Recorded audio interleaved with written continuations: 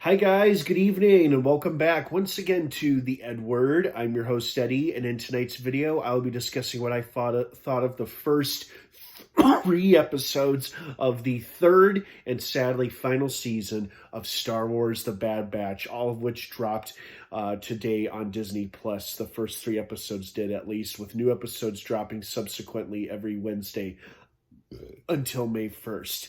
So I just finished watching the first 3 episodes. Really enjoyed it. Before I get into all of that, of course, please be warned, this is a spoiler-filled review. So if you're not caught up on Star Wars The Bad Batch by the latest and most recent episodes, which is the first 3 episodes of Season 3, you don't want to keep watching or listening, as I will be discussing spoilers. So that being said, you have been warned. Let's dive right back into it. So obviously some time has passed. Probably a couple months since the Season 2 finale, when we saw Omega taken by Dr. Hemlock to his secret base where cloning experiments are ongoing, and the loss of Tech is still felt. Obviously, that was very sad as well. And we got a glimpse of what both Crosshair and Omega have been up to. Well, Crosshair's mostly just been a prisoner who's stuck there. Omega actually is allowed to roam around the facility to a certain extent, assisting the other female clone scientist, Nala Se. And it seems like Nala Se was protecting Omega by destroying her blood sample, because she knew that her blood sample would be a good prime match for most likely creating clones of Emperor Palpatine, which I believe is what Project Necromancer is. And Palpatine seems convinced that even members or those within the ranks of the Empire would consider this an abomination, which is why he's probably being very hush-hush about these experiments. And also, it would explain why it was never touched upon in the original trilogy, because, of course, it was such a secret that it was never mentioned or referred to once in the original trilogy. So that works too. I really liked the first episode a lot. It gave us a good glimpse as to what Omega's life had become.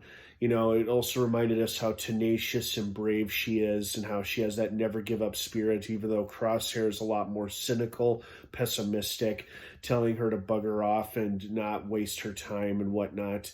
And then we saw that she gained a new friend, that creature that she named Batcher, one of the domesticated beasts that roams the jungle of this planet. She sets it free so that they wouldn't terminate it because it was injured. That was nice. And then we got a cool episode where we see Hunter and Wrecker, which made me realize, oh God, with the loss of Tech, they are at the moment all that remains of the Bad Batch, because Echo's off with Rex, Tech is dead, and Omega and Crosshair are prisoners. So just Hunter and Wrecker are what remain of the Bad Batch for now. We got an interesting episode where they discovered a couple more clones, young boys who were adolescent clones who were left behind at Hemlock's old base when it was destroyed and relocated.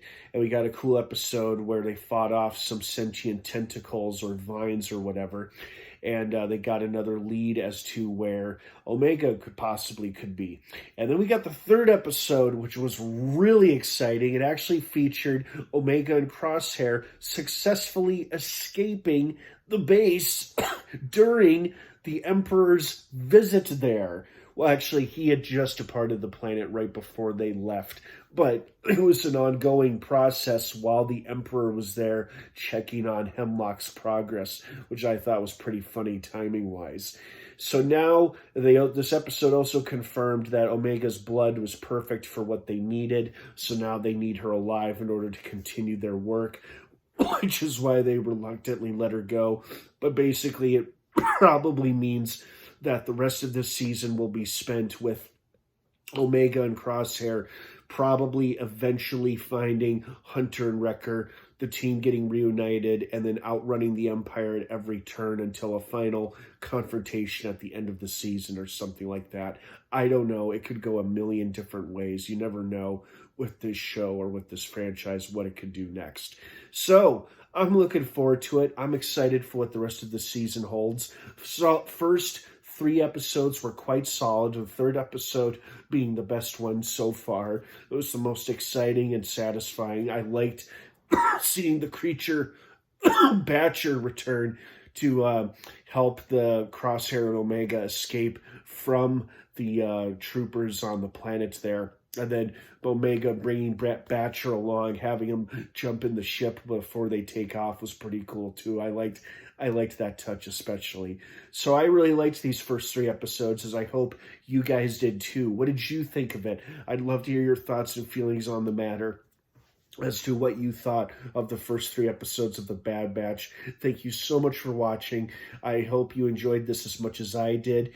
The Star Wars The Bad Batch drops new episodes every Wednesday moving forward until May 1st on Disney+. All right, guys, have a great rest of your night. Thanks again for watching. And of course, until next time, may the Force be with you.